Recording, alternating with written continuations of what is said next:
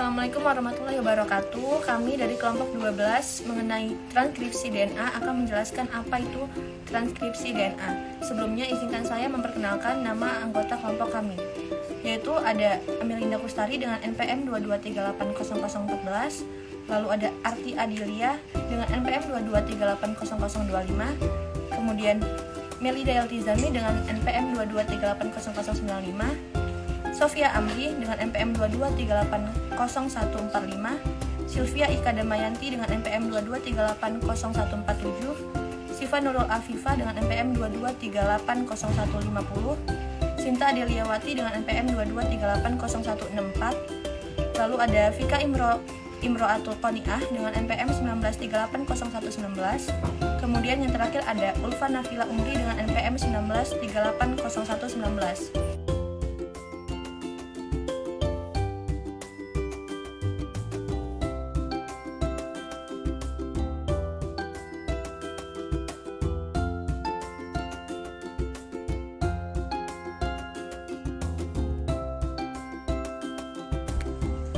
Adenin adalah salah satu dari dua basa N-purina yang digunakan dalam membentuk nukleotida dari asam nukleat DNA dan RNA.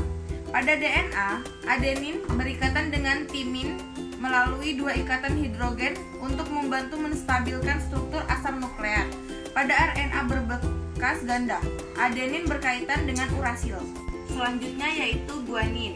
Guanin merupakan salah satu dari dua basa N-purin yang menyusun DNA dan RNA. Dalam DNA pilih ganda, guanin berikatan dengan sitosin melalui tiga ikatan hidrogen. Guanin membentuk nukleosida bersama dengan gula ribosa yang dinamakan guanosina. Sitosin merupakan satu dari dua basa nitrogen pirimidin yang dimiliki DNA dan RNA. Nukleosida ribosomnya dinamakan sitidina dan nukleosida deoksiribosanya dinamakan deoksitidina. Sitosina berkaitan dengan guanina dan DNA pilih ganda melalui tiga ikatan hidrogen. Lalu timin. Timin merupakan salah satu dari dua basa N-pirimidina yang menyusun DNA, RNA, tidak memiliki timin dan urasil menggantikan posisinya.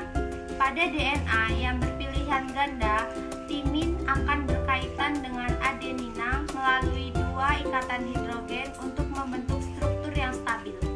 Baiklah, pertama saya akan menjelaskan apa itu transkripsi DNA. Transkripsi DNA adalah proses sintesis RNA dari salah satu rantai DNA karena DNA memiliki struktur double helix terlalu besar untuk melewati membran inti sel. Komponen utama dalam proses transkripsi yaitu urutan DNA yang akan ditranskripsi, enzim RNA polimerase, faktor-faktor transkripsi, dan ATP. Molekul RNA yang disintesis dalam proses transkripsi dapat dibagi menjadi tiga kelompok molekul RNA, yaitu mRNA, tRNA, dan rNNA. Selanjutnya, untuk pembahasan yang lebih rinci akan dijelaskan oleh rekan-rekan kelompok saya. Molekul RNA yang disintesis dalam proses transkripsi dapat dibagi menjadi tiga kelompok molekul RNA, yaitu 1. mRNA adalah RNA yang merupakan salinan kode-kode genetik pada DNA yang dalam proses selanjutnya proses translasi akan diterjemahkan menjadi urutan asam-asam amino yang menyusun suatu protein tertentu. 2. tRNA adalah RNA yang berperan membawa asam-asam amino spesifik yang akan digabungkan dalam proses sintesis protein. 3. rRNA adalah RNA yang digunakan untuk menyusun ribosom. Transkripsi terbagi menjadi tiga tahapan. Tahap yang pertama yaitu tahap inisiasi. RNA polimerase melekat dan mengawali transkripsi disebut promoter. Awal transkripsi selain menentukan di mana transkripsi dimulai, promoter juga menentukan yang mana dari kedua DNA yang digunakan sebagai cetakan. Tahapan yang kedua yaitu tahap elongasi pemanjangan. Tahap 1. dRNA bergerak di sepanjang DNA pilihan ganda. DNA tersebut terbuka secara berurutan, kira-kira 10 hingga 20 basa DNA sekaligus enzim RNA polimerase yang menambahkan nukleotida ke ujung 3 dari molekul RNA yang sedang terbentuk di sepanjang heli ganda. DNA tersebut setelah sintesis RNA berlangsung, DNA heli ganda terbentuk kembali dan molekul RNA baru akan lepas dari cetakan DNA-nya.